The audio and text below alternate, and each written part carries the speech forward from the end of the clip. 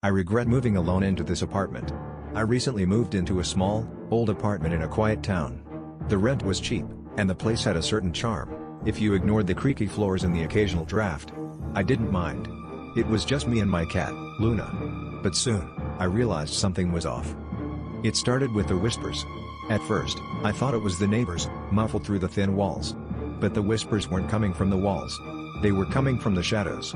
Late at night, as I lay in bed, I'd hear them, soft, unintelligible murmurs that seemed to float from the dark corners of the room. I couldn't make out what they were saying, but they filled me with a sense of dread. Luna noticed it too. She'd sit and stare at the shadows, her fur bristling, her eyes wide. Sometimes, she'd hiss or bolt from the room, terrified of something I couldn't see. It unnerved me, but I tried to brush it off. Maybe the place was just old and creaky, and Luna was reacting to that. One night, the whispers grew louder.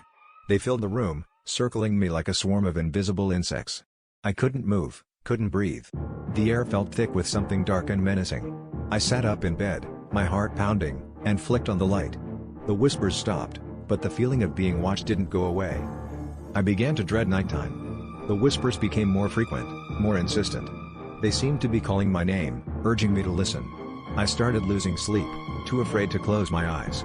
Every time I did, I felt like something was standing over me, waiting for the moment I drifted off.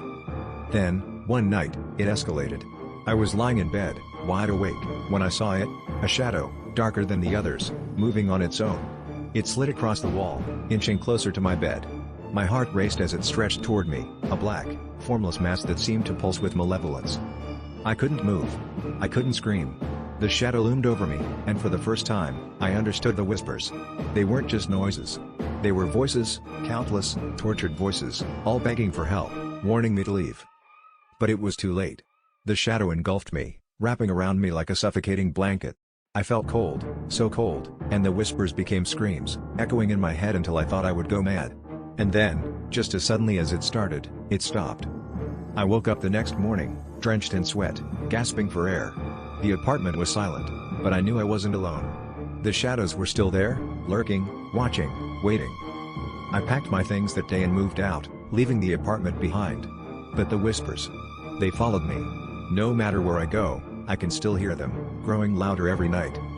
And now, I'm afraid that one day, the shadows will find me again.